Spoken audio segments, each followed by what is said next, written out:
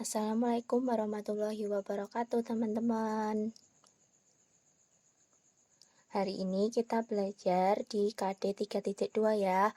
Itu ada konsep perubahan dan keberlanjutan dalam sejarah.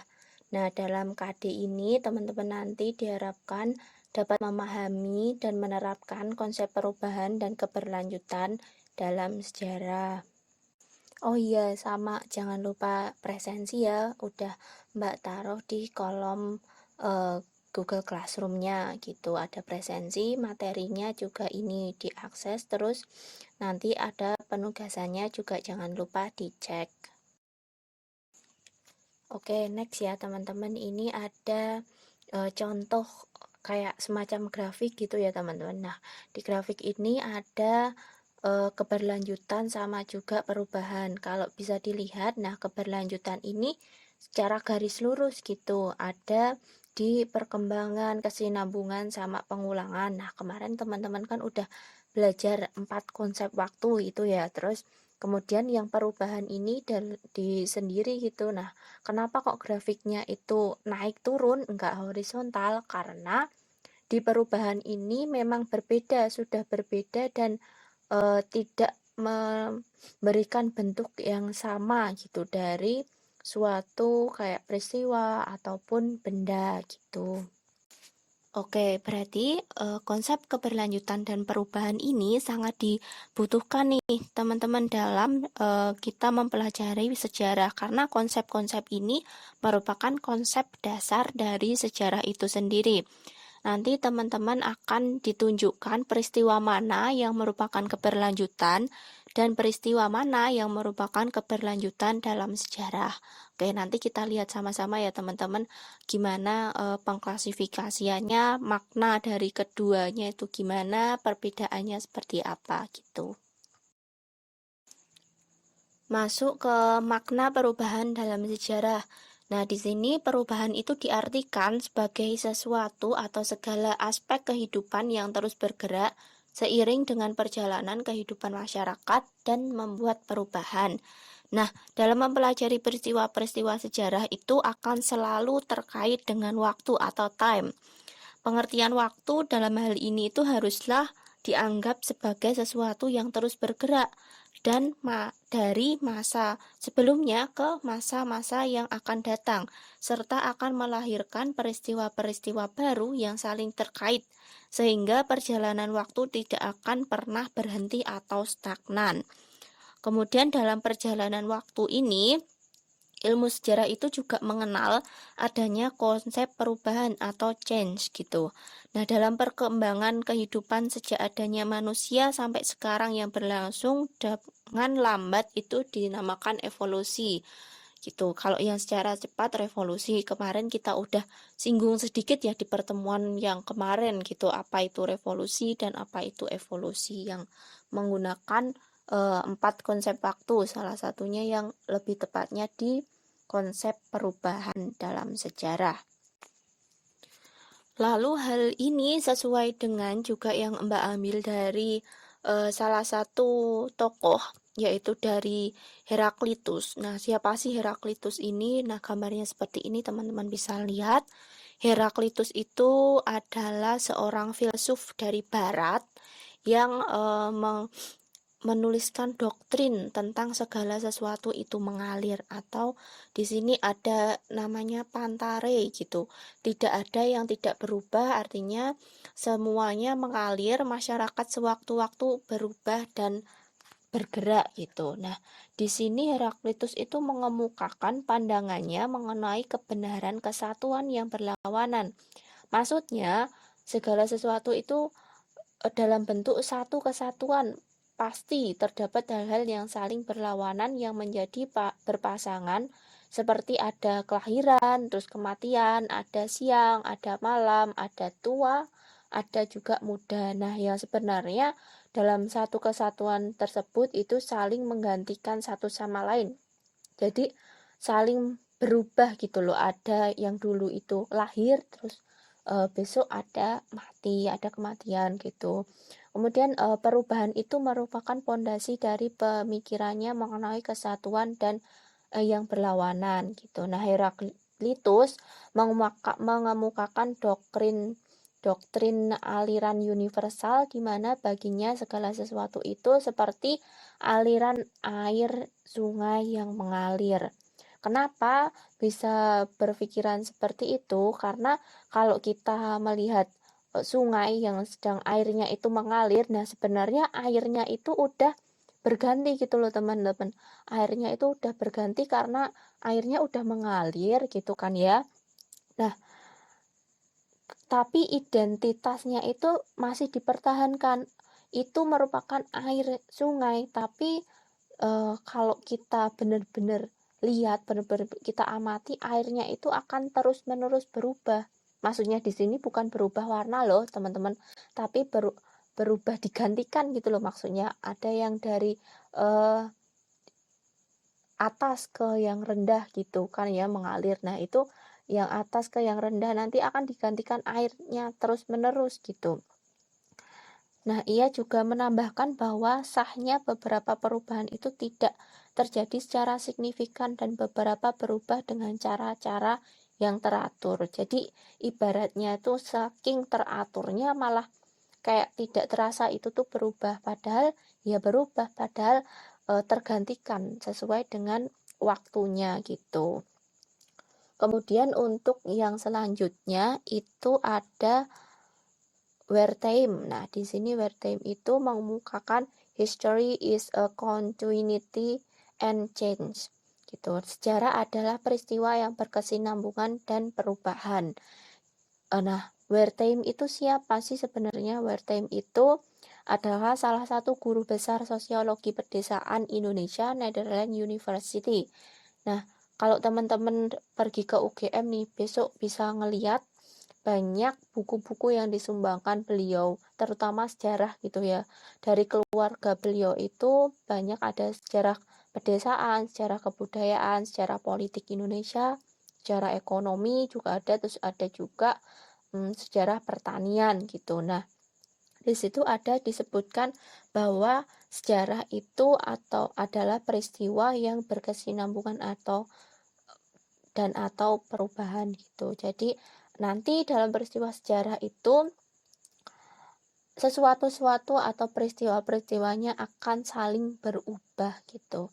Nanti teman-teman bisa mempelajarinya lebih lanjut gitu ya.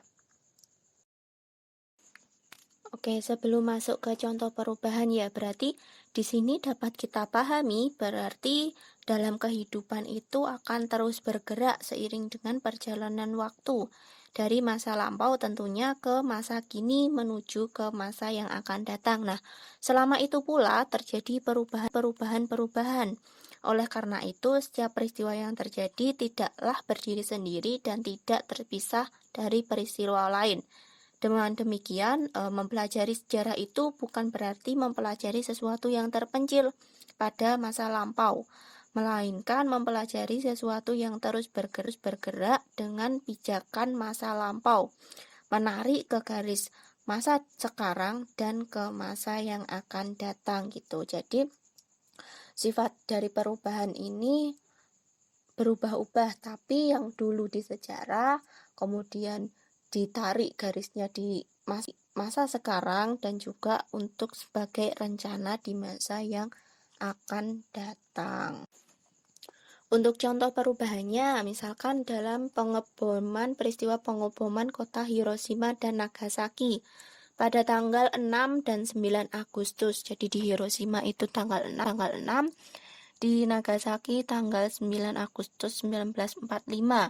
Nah, itu menandai adanya menyerahnya Jepang kepada sekutu. Akibatnya dari peristiwa tersebut adalah menyerahnya Jepang kepada sekutu. Nah, perubahan secara cepatnya itu yang seperti apa? Perubahan secara cepat itu penyerahan pasukan Jepang kepada sekutu dalam waktu singkat. Jadi, pasukan-pasukan Jepang itu pada menyerah kepada sekutu di waktu yang sangat singkat di hari itu juga gitu.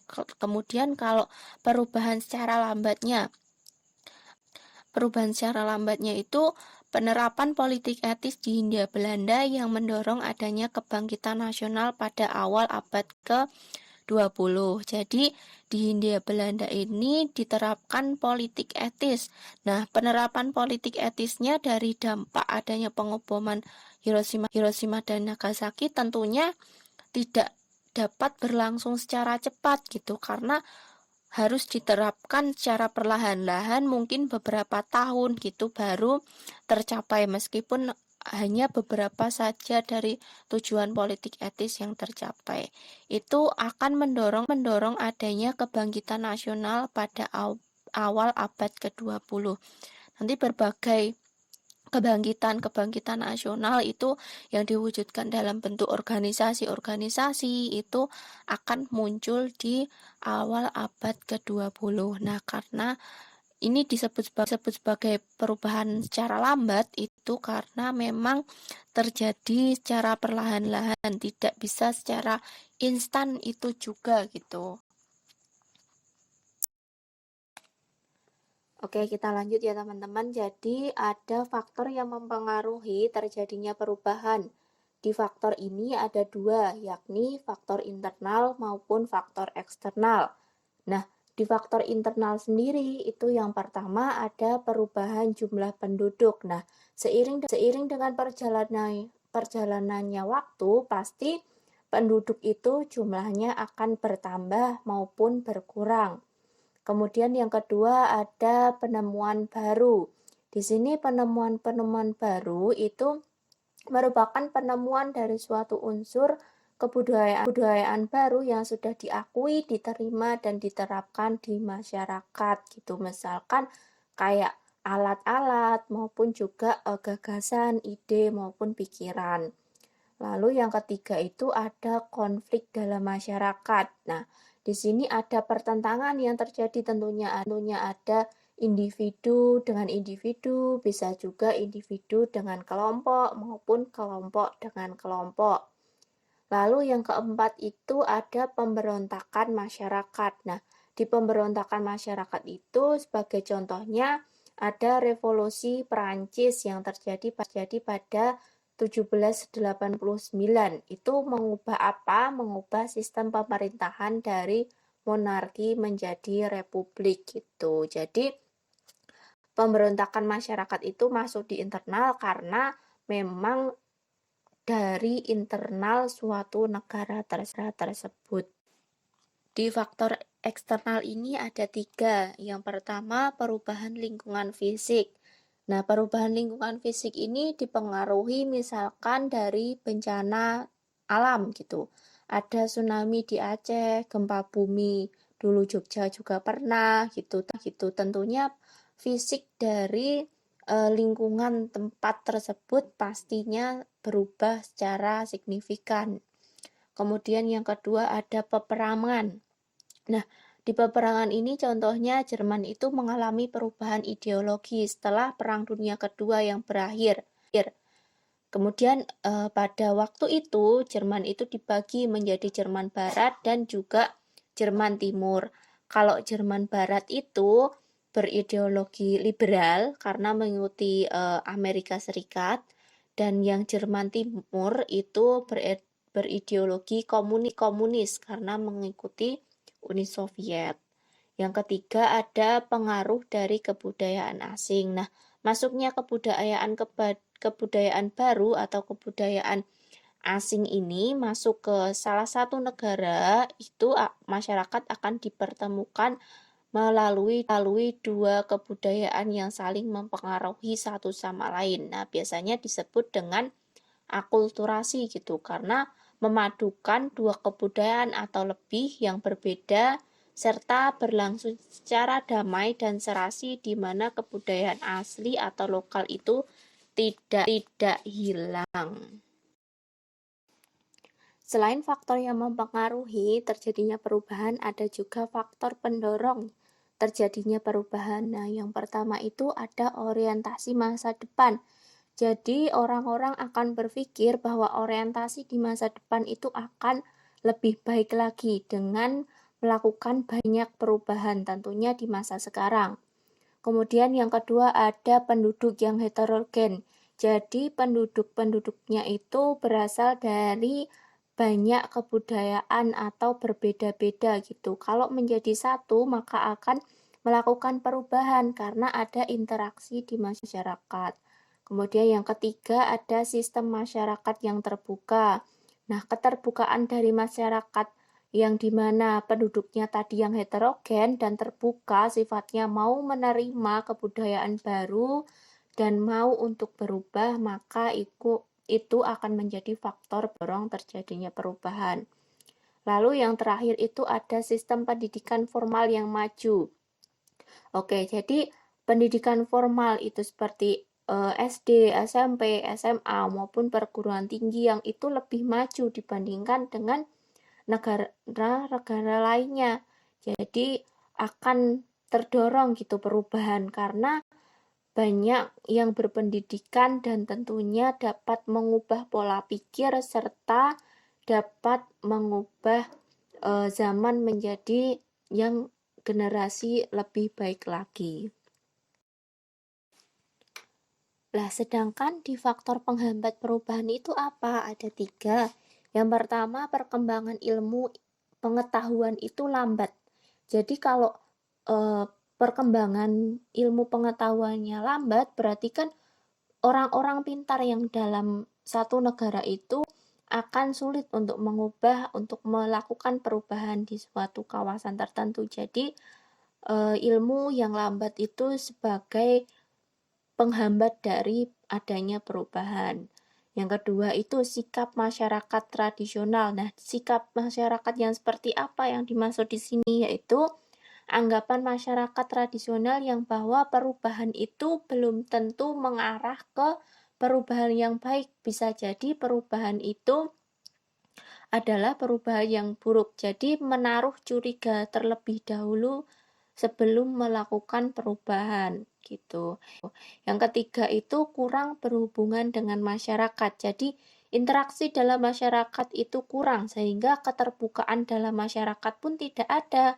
Jadi manusia-manusia yang sebenarnya mempunyai sifat sosial itu kurang terdukung. Jadi itu akan menghambat adanya perubahan.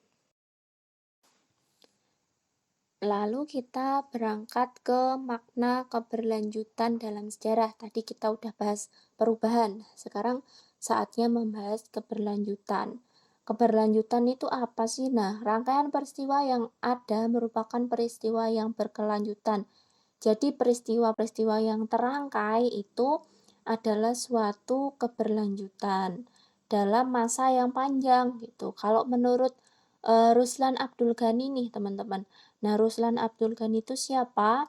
Itu adalah seorang tokoh sejarah gitu. Dulu pernah menjabat sebagai Menteri Luar Negeri Indonesia pada tahun 1956 sampai 1957. Biasa dipanggil akrab itu Cak Ros.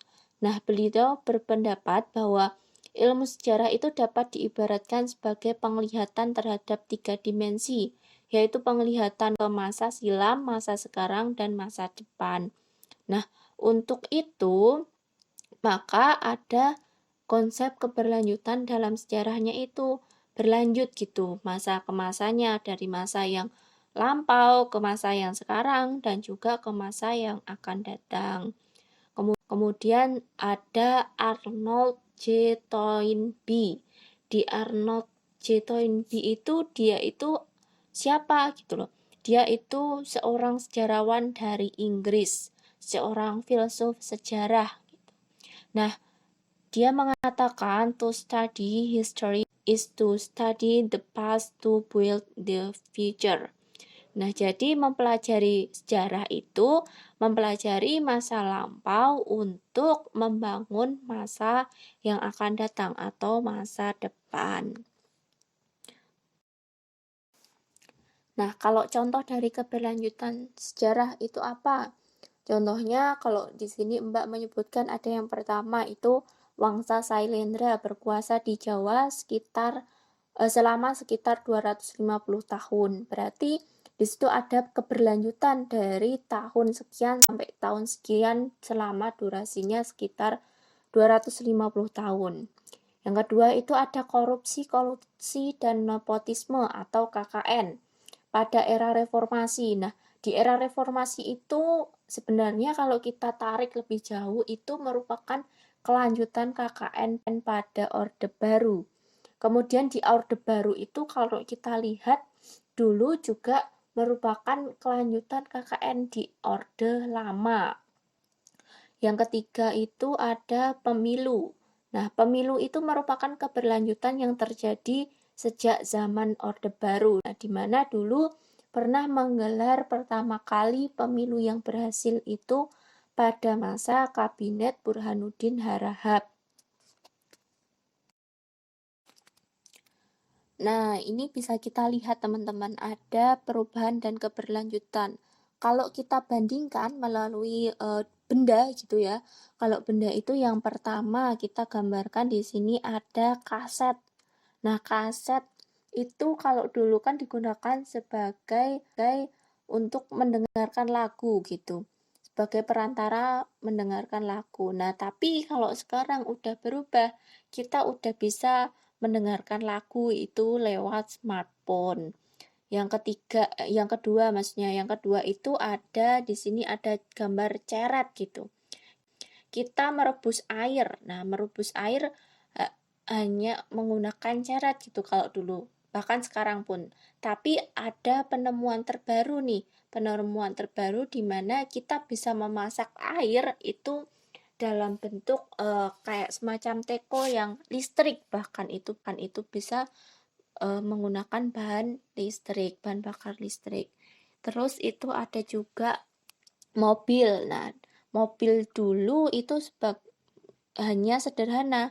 Nah, sekarang mobilnya sudah canggih, dilengkapi dengan banyak fitur-fitur gitu. Tentu model atau bentuknya pun berbeda.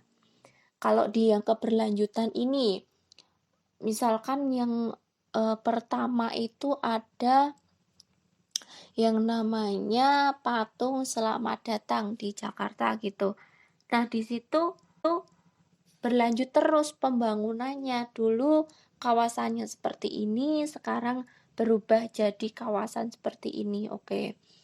Tuh, jadi keberlanjutannya tuh sama, memakan waktu yang lama. Terus yang bawahnya itu ada Monas.